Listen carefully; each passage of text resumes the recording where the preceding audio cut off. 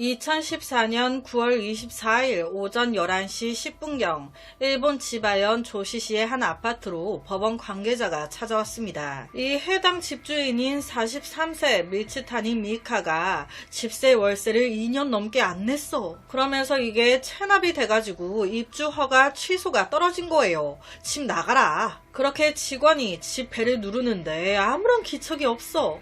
그러니까 이때 법원 집행관들이 문을 따고 들어갑니다. 들어가자마자 눈에 보인 건 어려 보이는 여자아이가 이불 위에 엎드려 죽어있고 그 옆에 반정신이 나간 듯한 여자가, 사망해 있던 여자아이는 당시 13살이었던 중학교 2학년 미츠타니 카즈미, 집주인 미츠타니 미카의 외동딸이었어요.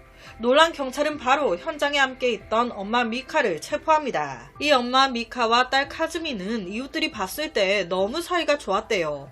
그런데 이런 엄마가 딸을 죽였습니다. 왜 죽인 걸까? 이번 사건은 체포된 엄마 미카가 결혼하는 것으로 시작됩니다. 미카의 남편은요, 평범한 회사원이었어요. 그런데 큰 문제가 하나 있어. 이 남편이 결혼 전부터 빚을 어마어마하게 지고 있었던 거예요. 은행빚만 적게요.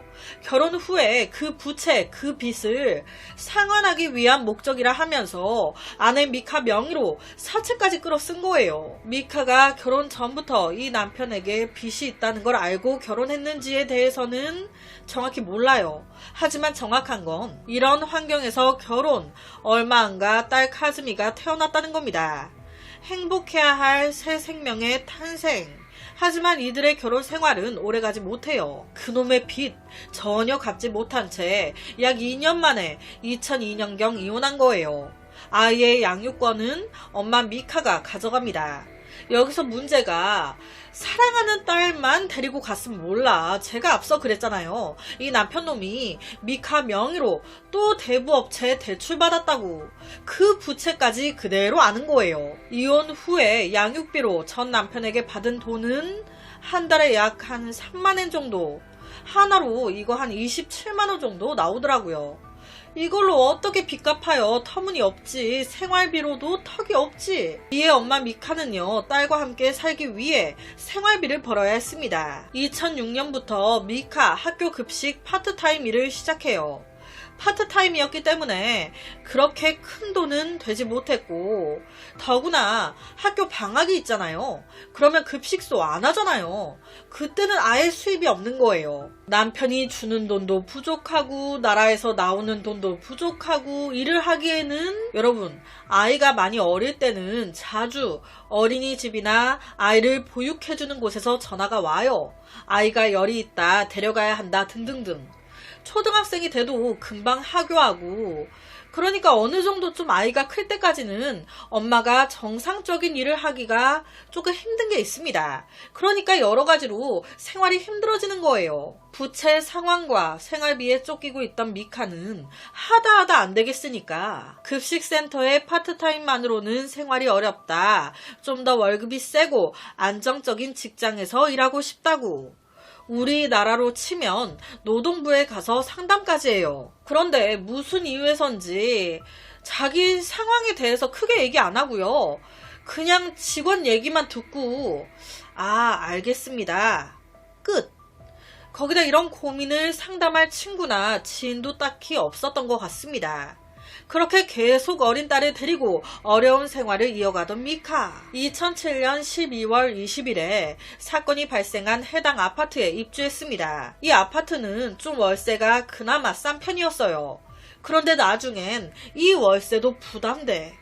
2011년경부터 이 월세도 못 내기 시작하는 거예요. 그래서 그녀는 그 없는 친구들 다 쥐어짭니다. 저 정말 미안한데 내가 좀 사정이 있어서 돈 좀 빌려주면 안 될까? 참 그런 게요.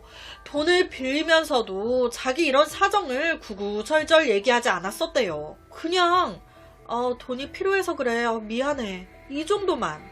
여기서 드는 생각이, 미카는 부모님 없었어? 부모님한테 도와달라고 하면 되잖아. 미카 부모님 계셨어요. 그런데 미카가 힘드니까 바로 부모님 집을 담보로 해가지고 대출을 받았던 거예요. 그런데 지금 자기 생활도 힘든 판국에 이 부모님 돈 갚았겠습니까? 부모님도 덩달아 힘들어지게 됐는데 여기서 뭐 어떻게 더 얘기하겠어요. 사실상 이때 부모님과 인연을 끊은 상태였대요. 그렇다 보니 더 이상 도움 요청할 곳도 없어진 그녀는 2012년 4월 사채에 손을 대게 됩니다. 하지만 이것도 수입이 마땅히 없는 상태에서는 밑빠진 독에 물 붓기죠. 2012년 5월에 와서는 5월이 돼서는 거의 집세를 못 내요. 2013년이 돼도 변함없습니다. 내내 돈에 쫓기는 인생. 그러다 다시 한번 크게 돈이 필요한 상황이 벌어집니다. 딸 카즈미가 중학생이 된 거예요. 입학 준비에 이것저것 돈이 또 필요해. 어떻게 또 사채 쓰고 해서 돈을 빌려요. 이렇게 되니 매달 미카가 갚아야 되는 돈이 더 높아지는 거예요. 매월 4만엔 이상을 갚아야 하는 상황. 그런데 그럴 능력이 안 되는데, 돈 없는데 하루하루가 정말 괴로웠겠죠. 그러니까 이때 또 시청을 찾아가요. 생활보호 상담을 받습니다. 이게 잘 모르겠는데 기초생활보조금 같은 그런 걸 알아보러 간 것 같아요. 그런데 답답한 게 정말 이때 알아만 본 것 같습니다. 앞서 노동부 갔을 때와 똑같아요. 직원 말만 듣고 자기 사정 1도 얘기 안 하고 그냥 나온 거예요. 카즈미의 중학교 입학을 앞두고 2013년 4월에 미카는 딸 체육복이나 여러 준비물 구입하는 돈으로 사채업자한테 7만엔을 또 빌려요.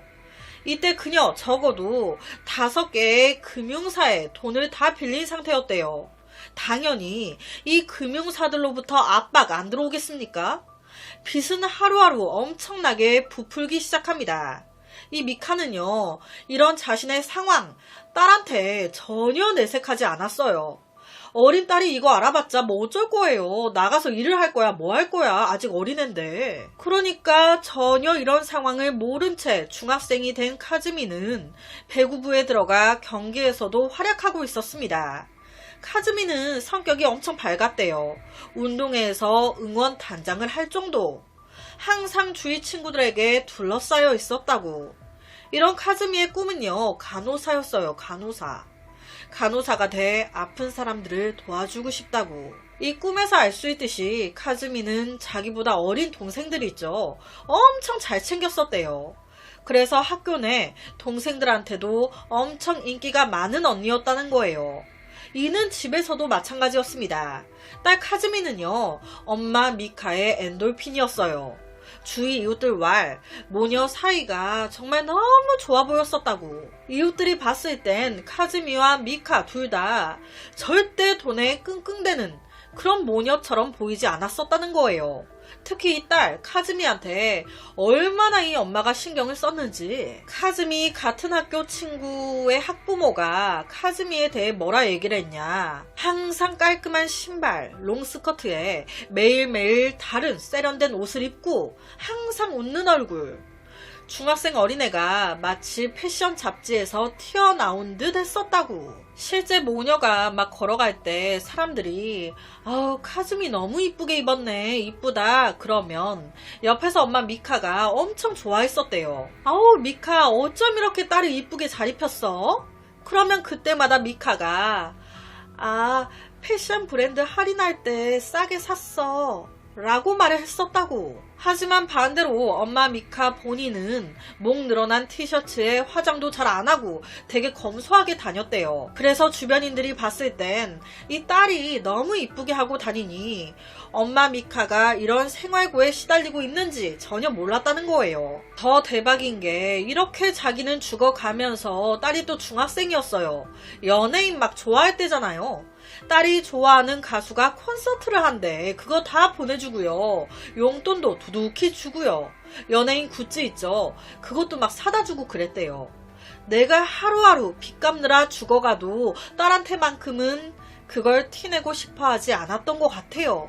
하지만 아무리 내가 딸한테 힘든 티를 안 낸다고 해도 생활이 달라지진 않죠. 집 사정에 맞지 않게 지출을 하고 있어요. 매년 그 지출 금액이 늘어나고 있습니다. 그러니까 상황이 악화만 돼가는 거예요. 뱁새가 황새 따라가다 가랑이 찢어지죠. 집 월세, 체납이 계속 길어지면서 카즈미가 중학교에 입학하기 직전 2013년 3월 31일 해당 아파트에서 이제 나가라고 입주 허가 취소가 결정된 거예요. 행복한 내 딸 카즈미의 중학교 입학 뒤에서 엄마 미카는 계속 돈으로 고통받고 있었습니다. 더 이상 보험료조차 낼 수가 없어. 2013년 4월 5일 미카는요, 사회복지과를 찾아가요. 뭔가 나라에 지원받을 수 있는 혜택 같은 걸 물어보러 간 거예요. 그런데 무슨 이유에선지 막 적극적으로 이런 복지 같은 걸 신청하지 않습니다. 그냥 이 생활지원비 이게 뭔지 뭐 직원의 설명만 들을 뿐 자기 사정은 일절 얘기 안 했대요. 그러니까 지금 계속 똑같은 거예요. 뭔가 자기 사정을 얘기를 해줘야 거기서 또 받을 수 있는 혜택을 알아봐주고 하는데 자기 사정은 딱히 얘기 안 하고 듣기만 하고 다음에 다시 올게요. 다소 답답하기도 합니다. 9월 24일 날 시신이 발견됐어요. 그런데 딱 4일 전인 9월 20일 이 딸 카즈미의 학교에서 운동회가 있었대요. 운동회. 이때 이 엄마 미카도 참석을 했는데 너무 행복해 보였다는 거예요. 딸 카즈미는 막 응원단장으로 앞에 서가지고 막 주도하고 엄마는 그거 보면서 막 행복해하고 시신 발견 바로 전날인 23일도 이 두 사람을 본 목격자가 있었어요. 전혀 평소와 똑같았다고. 카즈미는 9월 23일 활동하던 배구부 연습이 끝나고 친구들과 인사 후 집으로 갔습니다. 그 모습이 친구들 기억 속에 마지막 모습이 돼버렸어요. 2014년 9월 24일 카즈미가 학교를 안 왔네. 바로 전화했죠. 전화해도 안 받아. 그래서 학교 측은 엄마 미카에게도 전화를 합니다. 하지만 엄마도 전화를 안 받네. 이 9월 24일은 집 비워졌는지 확인하기 위해 법원 관계자가 나오는 날이었습니다. 퇴거 기한. 그러니까 이때 이 엄마 미카 더 이상은 못 버티겠어. 미카 말로는 그래요. 카즈미를 죽일 생각은 없었대요. 카즈미가 학교를 가잖아요. 그러면 자기 혼자 이제 있으니까 이제 자기 혼자 죽으려고 했다는 거예요. 그런데 이날 이 딸도 뭔가 느낀 건지 학교를 안 가겠대. 학교 쉬는 날이라고 하면서 안 가겠다고. 엄마 계속 컨디션이 안 좋은 것 같으니 내가 옆에서 간병하겠다고 했대요. 그 순간 이 엄마 미카 해선 안 될 생각을 했다는 거예요. 그래, 너도 같이 가자. 엄마 없이 너 혼자는 또 어떻게 살 거야. 그래, 같이 가자. 그래서 자기 스스로 해야 할 부엌 칼과 4일 전 운동회에서 딸 카즈미가 사용했던 줄로 된 빨간 머리띠를 손에 들고 딸 옆으로 간 겁니다. 그 빨간 띠로 딸 목을 졸라 죽인 거예요. 이 비극이 일어난 지 몇 시간 후 11시 10분경 띵동 찾아온 거예요. 누가? 법원 직원이. 거기서 이제 현장을 발견했던 겁니다. 실제 카즈미가 죽어있으면 그 옆에서 엄마 미카가 4일 전 딸이 운동회 응원단장으로 엄청 활약했잖아요. 그 비디오를 틀어놓고 죽어있는 딸 머리를 울면서 쓰다듬고 있었대요. 이 운동회 비디오만 다 보고 나도 우리 딸 따라 가려고 했다고. 당연히 엄마 미카는 딸 살해 혐의로 체포됐습니다. 사건이 일어났던 이때가 여름방학이 막 끝난 시기였어요. 그래서 이때 그녀의 수입은요 0이었습니다. 0. 예금 잔고도 불과 1963엔이었대요. 재판에서 그녀는요 모든 사실 인정합니다. 하지만 검찰은 충실하게 학교 생활을 잘 보내고 있었던 딸을 잔인하게 죽였다. 금전적으로 곤란해 죽였다고 하지만 그 외에 다른 방법이 분명히 있었을 것이다. 그리고 생활이 그렇게 힘들었으면 지출을 줄였어야지. 딸 콘서트 티켓을 사주거나 굿즈를 사주고 어영부영 돈을 계속 쓰지 않았냐. 상황을 당신이 더 악화시켰고 결국 당신 딸까지 직접 죽인 거 아니냐. 딸을 위해서 했다고 하겠지. 결론은 죽였잖아. 정말 딸을 위해서였어? 당신을 위해서가 아니고? 반대로 변호사는 너무 돈에 몰려있는 상황이었기에 제대로 된 판단하기 힘들었다. 사건에 이르기까지 어느 정도 좀 동정을 해줬으면 좋겠다고 호소했대요. 아이돌 관련이나 딸 옷에 대한 소비는 진짜 어디까지나 내 딸 기죽을까봐 힘든 이 상황을 알리기 싫었던 엄마의 마음에서 그랬던 거였다고. 이에 대해서 검찰 측은요, 어찌됐든 딸의 앞길을 막은 건 사실 아니야. 사회복지 도와줄 게 있었다. 그런데 그녀는 적극적으로 신청하지 않았다. 말만 그냥 대충 듣고 그냥 내내 하고 가버리고 누구에게도 자신의 얘기를 꺼내 상담하지 않았고 결국 그런 본인 때문에 억울하게 한 아이가 죽었다고. 이거는 동정할 게 아닌 더 강하게 비판받아야 한다고. 그래서 검찰 측은 징역 14년을 구형했어요. 재판장에서 내내 엄마 미카는 아무 말도 없이 울기만 했다는데 여러분이 판사라면 이 사건 어떻게 판결 내리실 것 같으세요? 2015년 6월 12일 법원은요, 미카에게 징역 7년을 선고했습니다. 지금 살인으로 재판받은 거잖아요. 검찰 14년을 구형했는데 절반으로 감경이 된 거거든요. 이런 경우는요, 진짜 거의 없대요. 어느 정도 동정을 좀 해줬던 것 같습니다. 어린 딸이 엄마 손에 사망했습니다. 아무리 생활고에 시달렸다 해도 아무 사정도 모르는 딸의 생명을 제멋대로 빼앗은 엄마.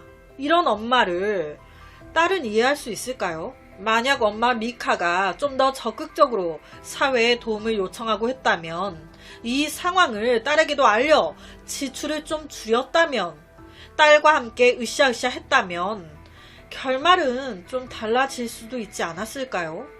여러분은 이 사건 어떻게 생각이 되시나요? 그래서 오늘은 일본에서 벌어졌던 다소 마음이 아프기도 한 살인사건을 가지고 왔습니다.